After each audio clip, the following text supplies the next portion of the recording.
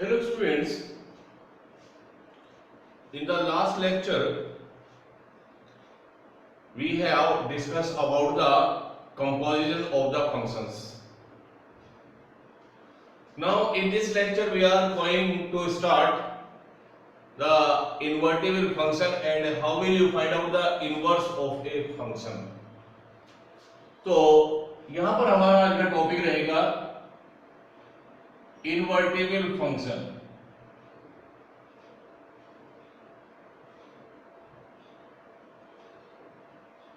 Invertible functions किसी भी function का इनवर्स कब एग्जिस्ट करेगा और जिन फंक्शन का इनवर्स एग्जिस्ट करता है उनको हम कहते हैं इन्वर्टिबल फंक्शंस। तो late f is a function from set x to set y, be a 1 1 and on 2। तो हमारे पास एक फंक्शन है f x y जो 1 1 भी है on 2 भी है एंड इफ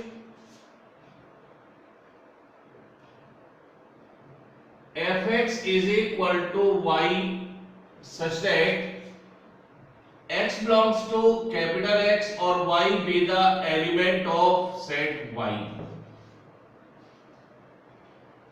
तो हमारे पास एक फंक्शन है f जिसका डोमेन सेट x है, रेंज जिसके कोडोमेन y है और वो फंक्शन 1 1 भी है on 2 भी है और वो इस टाइप का एक फंक्शन है which is defined as fx is equal to y where x is the element of set x or y is the element of set y।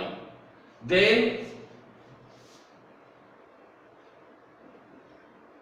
f inverse such that y to x उल्टा हो जाएगा, जो range है वो domain हो जाएगा, जो domain है वो रेंज हो जाएगा, defined by fy is equal to x। f inverse defined by f inverse y is equal to x।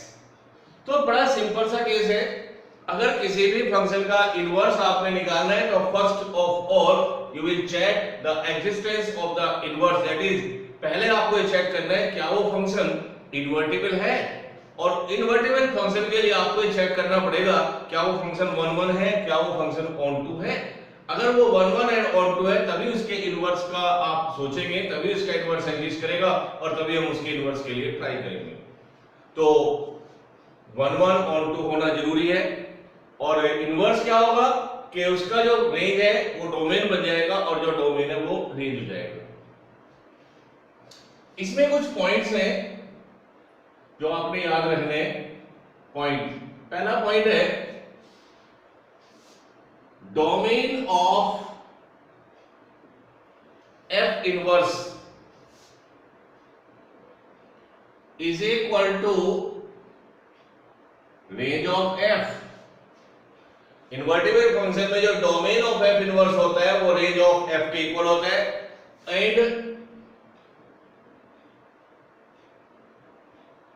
Range of f is equal to f inverse is equal to domain of f और इसका उल्टा भी exist करेगा चूंकि वो 1 1 and on 2 है। जितने element set A में होंगे उतने ही एलिमेंट सेट B में होंगे, एक एलिमेंट एक से रिलेटेड होगा, अगर उल्टा भी रिलेशन में तो ये दोनों कंडीशन सेटिस्फाई करती है। Range of f inverse is equal to domain of f। So third is f inverse y is equal to x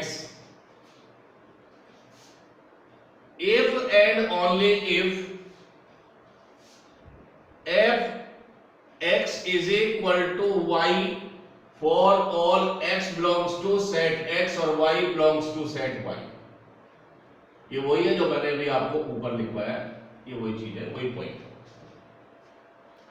तो पहली कंडीशन ये है कि अगर वो फंक्शन 1 1 एंड on 2 है तो उसका इनवर्स एग्जिस्ट करेगा और तभी आप उसका इनवर्स फाइंड आउट कर पाएंगे। दूसरा एक और भी तरीका है इनवर्स का, और वो है the composition of the function. The composition of functions.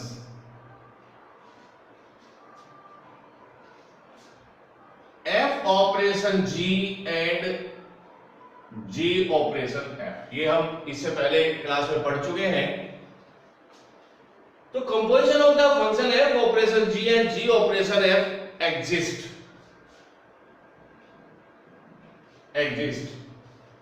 if and only if g operation f such that x to x and f operation g such that y to y, ये set है y to y, x to x, इसको आप लिख सकते हैं g operation f of x, और इसको आप लिख सकते हैं f operation g of y, that is x and y। तो कंक्लूजन हमारे पास क्या आया? कंक्लूजन आया g operation f is identity element of x and f operation g is identity element of y। और यहां पर देखिएगा एक बहुत इंपॉर्टेंट कंक्लूजन यहां पर निकल रहा है कि f operation g is equal to g operation f is equal to identity element. अगर सेट R की बात करें, सेट ऑफ रियल नंबर की बात करें, तो हम इसको IR लिख सकते हैं। और ये हमें पता है कि आइडेंटिटी हमें कौन प्रोवाइड करता है? आइडेंटिटी हमें प्रोवाइड करता है किसी भी पर्सन की फोटो, और फोटो क्या होती है? उसकी इमेज, और यहां पर इमेज को क्या कहेंगे? इनवर्स, उसका उल्टा। तो यहां पर ये कंफर्म है कि जी ऑपरेशन है, एफ ऑपरेशन जी आपको आइडेंटिटी प्रोवाइड कर रहा है, इसका मतलब इसमें एक फंक्शन दूसरे फंक्शन का इनवर्स है। तो this implies f is equal to g inverse और g is equal to f inverse, ये एंड। तो ये फंक्शन आपस में अपने एक दूसरे के इनवर्स हैं। तो दो सी कंडीशन है। पहली कंडीशन मैंने आपको बताई है कि कोई भी फंक्शन इन्वर्टिबल होगा, इनवर्स तभी एग्जिस्ट करेगा जब वो 1 1 एंड ऑन 2 होगा। और इनवर्स निकालने के लिए उसका जो डोमेन है उसको रेंज बना दीजिए, रेंज को डोमेन बना दीजिए। दूसरी कंडीशन मैंने बताई है कंपोजिशन ऑफ द फंक्शंस में भी आप इनवर्स कैलकुलेट कर सकते हैं, फाइंड आउट कर सकते हैं। तो if f operation g is equal to g operation f अगर आपको आइडेंटिटी प्रोवाइड करता है, और आइडेंटिटी प्रोवाइड करता है हमें इनवर्स, तो इसका मतलब यह है कि या तो f जो है g का इनवर्स है एंड g जो है f का इनवर्स है। इसका मतलब आपस में ये दोनों फंक्शन अपने आप में एक दूसरे के इनवर्स हैं। इसी में कुछ प्रॉपर्टीज इनवर्स की है जो हमें यहां पर याद रखनी है।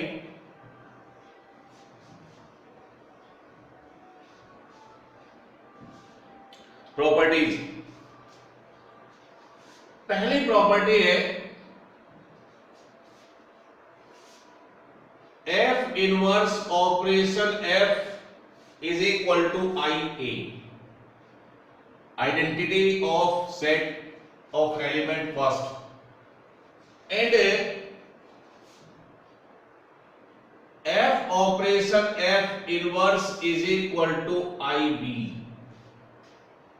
और दूसरी प्रॉपर्टी है f operation f inverse is IB, identity of element set of set B। Second is g operation f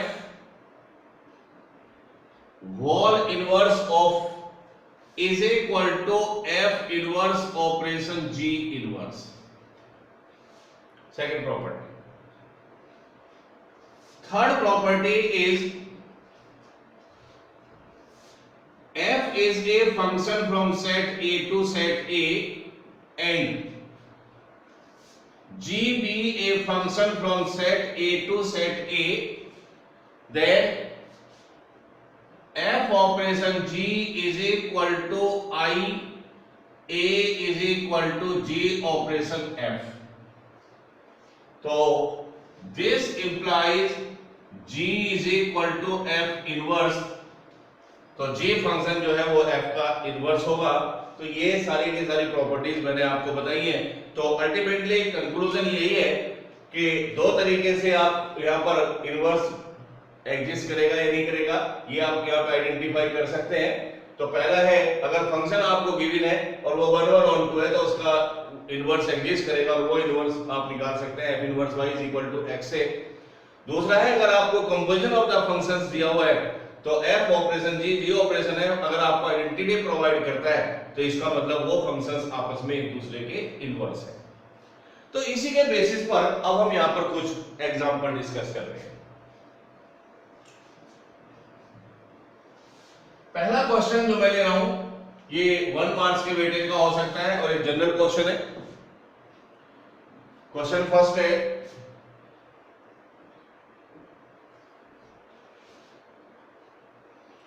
whether the function is invertible, whether the following functions are invertible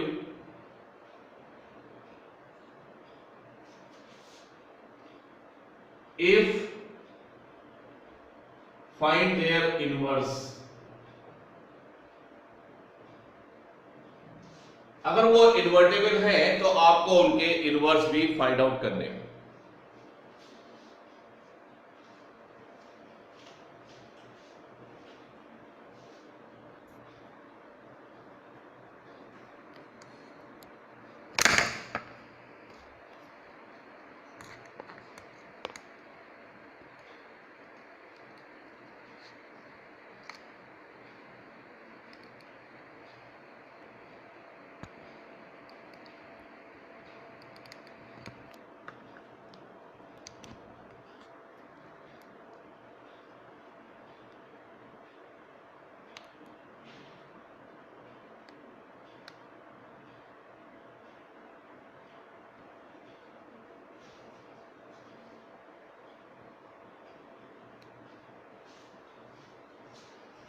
So question first is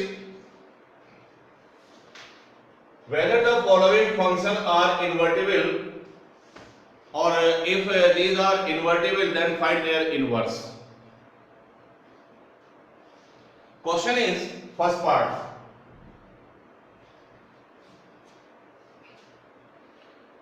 f is a function from set of element 1 2 3 4 to a set of element 10 with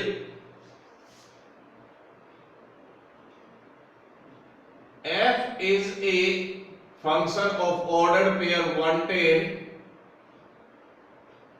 210 310 and 410। ये मुझे check करना है क्या ये function invertible है और अगर ये इन्वर्टिबल है तो आपको इसका इनवर्स भी फाइंड आउट करना है।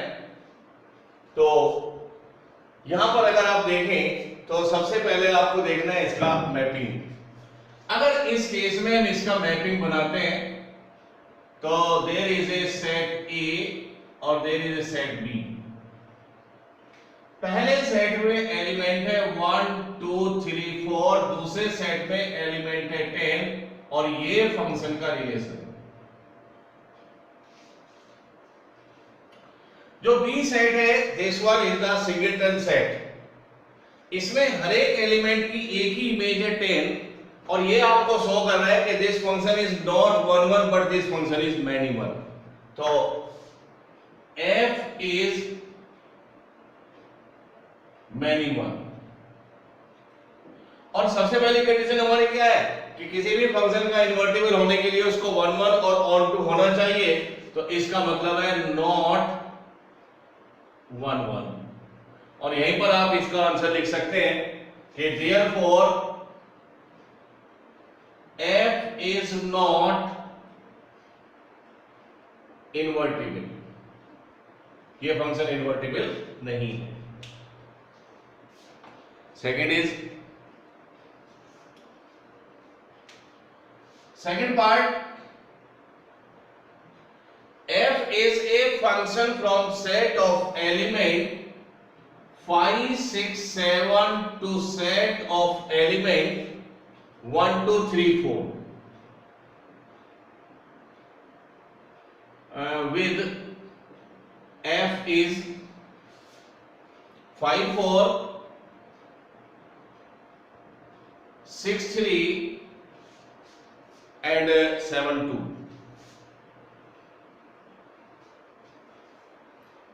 This one is set a, this one is set b. ये आपके पास एक फंक्शन है और आपको ये बताना है क्या ये इन्वर्टिबल है, तो आप इसको भी चेक करें। और चेक करने के लिए यही है कि आप इसका भी पहले मैपिंग बना लें। This one is set a, this one is set B.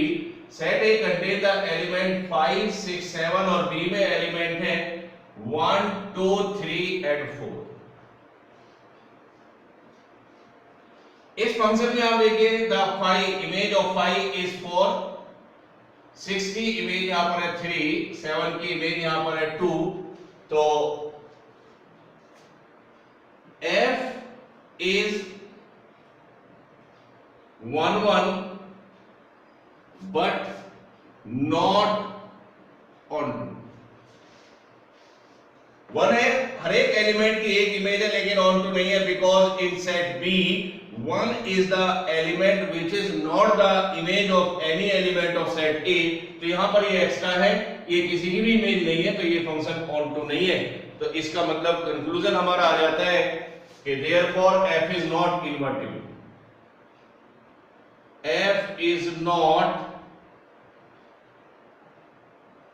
invertible। इसी में एक देखते हैं third case.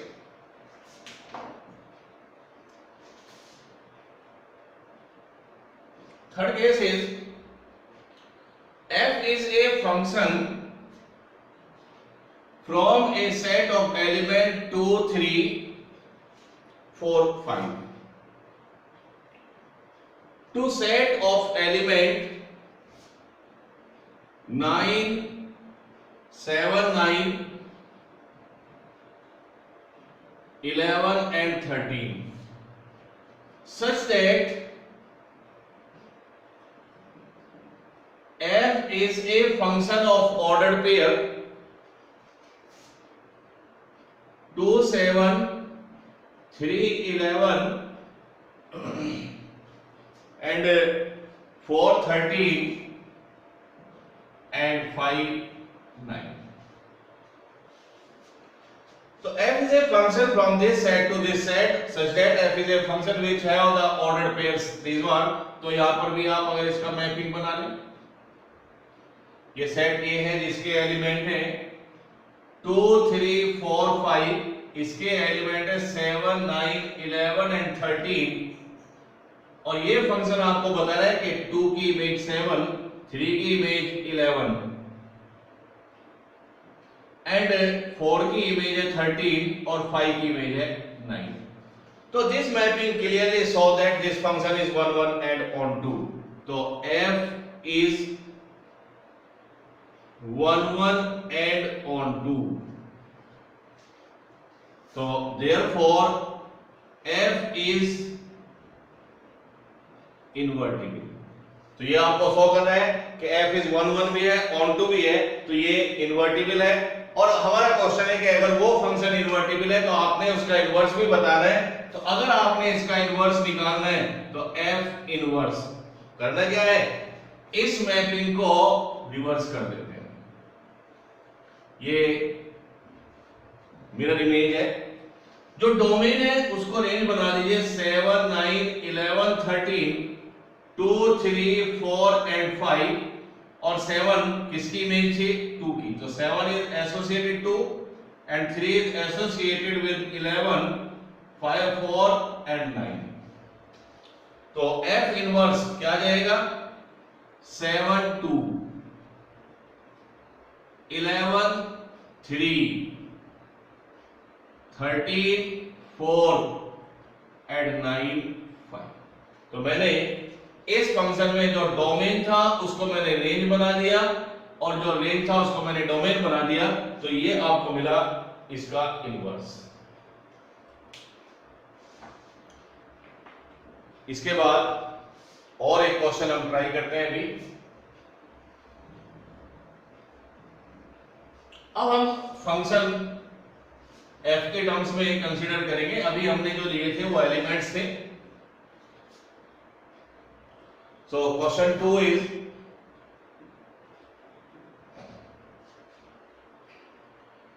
let f is a function from set of natural number to set y, be a function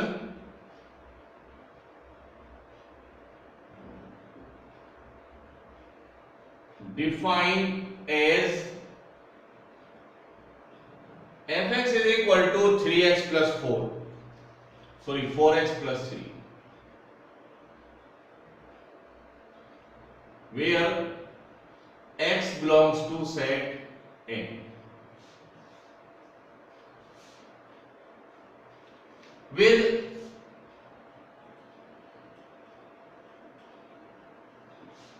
y is a set such that y is our element such that y is equal to 4x plus 3, where x is a natural number, so that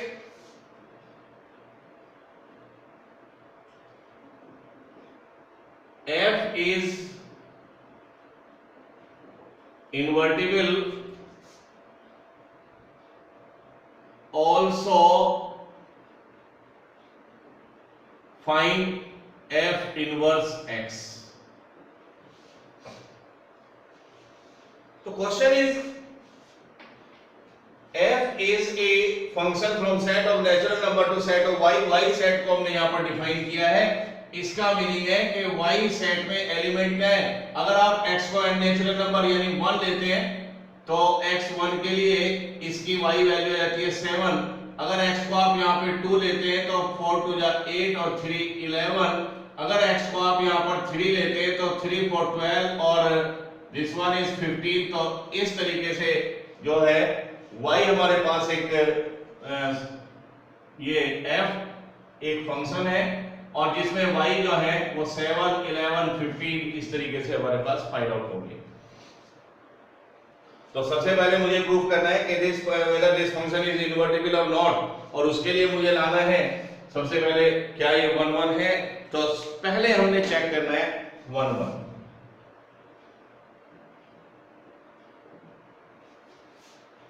condition है late f(x1) is equal to f(x2).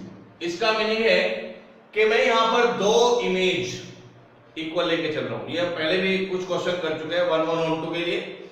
तो दो image equal नहीं है। f(x1) is 4x1 plus 3 is equal to 4x2 plus 3।